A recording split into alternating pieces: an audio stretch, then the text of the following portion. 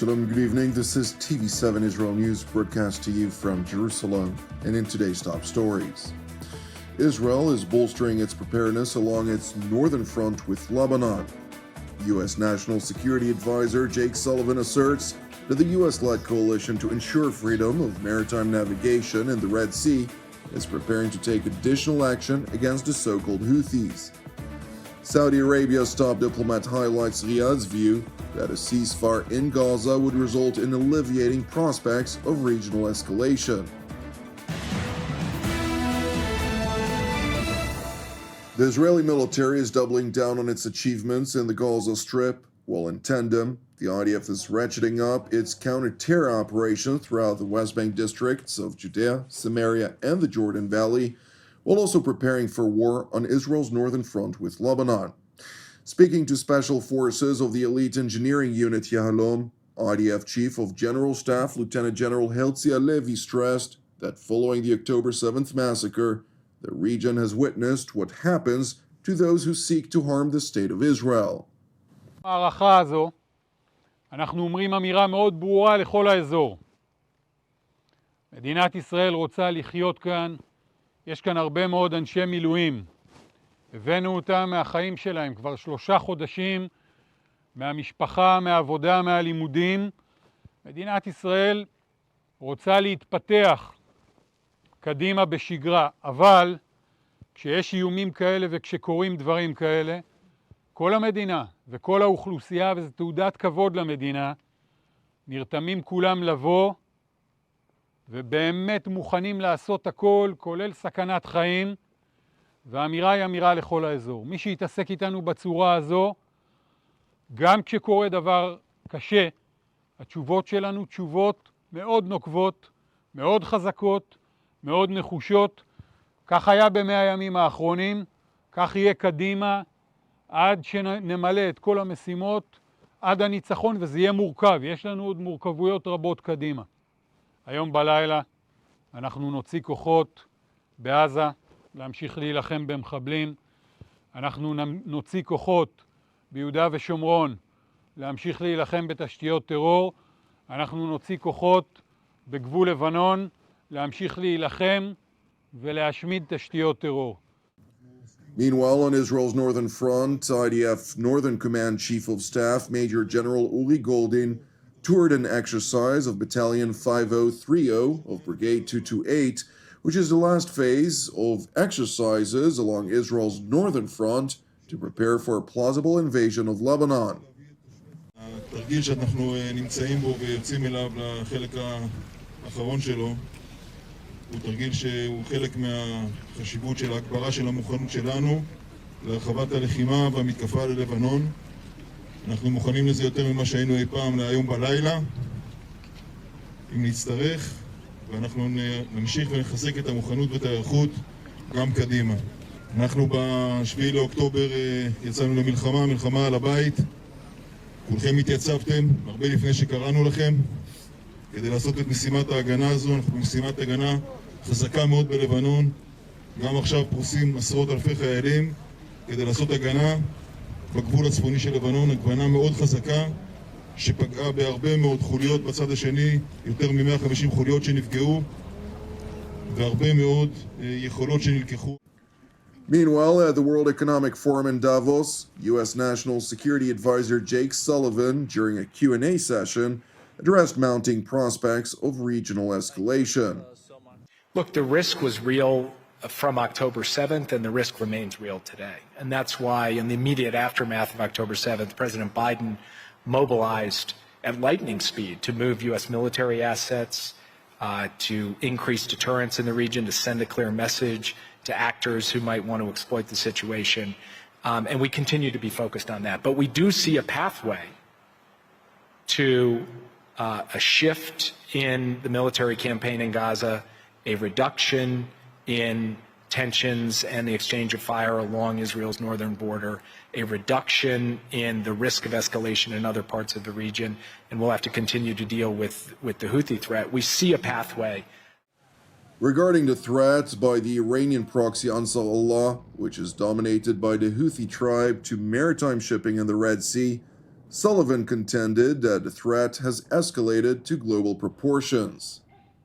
This goes way beyond being a regional challenge. This is a global challenge. We're talking about a vital artery of global commerce, a critical maritime choke point that's being held hostage, and countries and companies that have nothing to do with the Middle East whatsoever are being affected, more than 50 nations in nearly 30 attacks. And so it's a crisis that the whole world needs to respond to.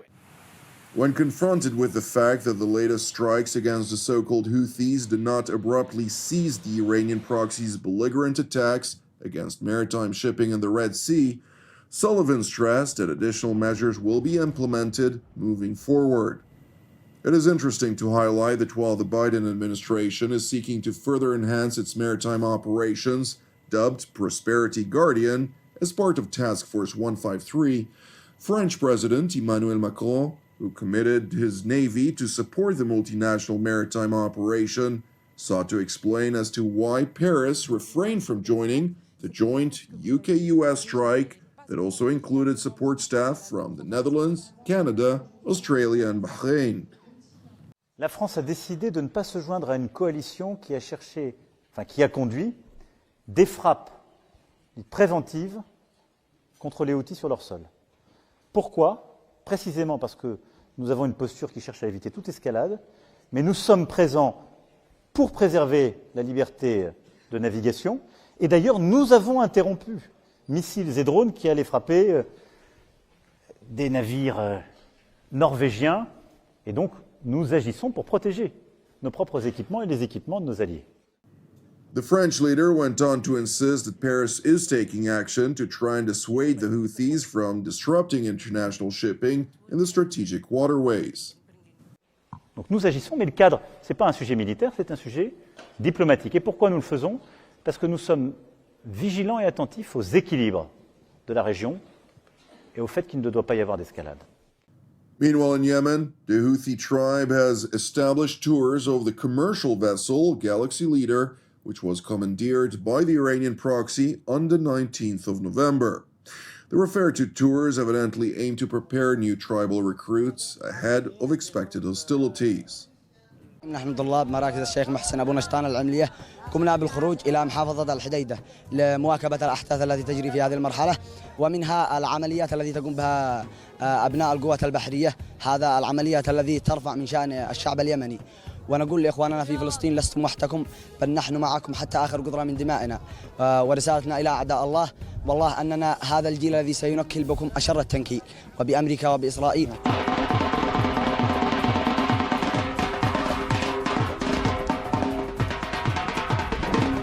رسالتنا للعدو الأمريكي الإسرائيلي أنه مهما حصل من تحديات في البحر الأحمر ومهما عمل من إجراءات تعسفية ضد القوات البحرية اليمنية فهذا لن يخيفنا ولن يرهبنا ولن يوقف من عزمنا وصلابتنا تجاه موقفنا تجاه القضية الفلسطينية. Returning to Davos, where Saudi Foreign Minister Prince Faisal bin Farhan Al Saud, in response to a question over ways to de-escalate the Iranian-instigated tension throughout the region, stressed that in Riyadh's view, the best way to de-escalate would include an immediate cessation of hostilities in the Hamas-plagued Gaza Strip. I can't speak for the Iranians, but what I can say, again, I just want to make clear that our priority and our emphasis is on finding the path to de-escalation. And that is primarily, in our view, through a ceasefire in Gaza, that is through serious engagement across the region. But we need to focus on the immediate crisis. The immediate crisis is the suffering that's happening in Gaza.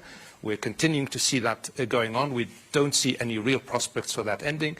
And I'm somewhat heartened to see that the international community has been moving more in the direction that we have called for since the beginning, which is calling for ceasefires, which is calling for more humanitarian aid. But we need to do more. Clearly not enough has been done because the killing continues and the suffering continues.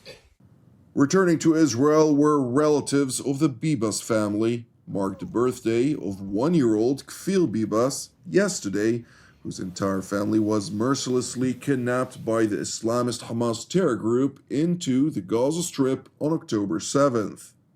We're marking a birthday to a kid that's not here. We make him a cake, we put balloons, we put pictures and blessings and everything, and he's not here. So it's crazy. While 136, mostly civilian Israelis, remain in Hamas captivity to date, efforts to secure their release have not yet borne fruit. I know who we are negotiating with. And I know that we are not negotiating with another country or with normal people. We negotiate with the sons of the devils. So, as you can see, everything that we offer them, they don't want it because they don't care about what happened in Gaza right now. For them, it's just a picture to show to the world.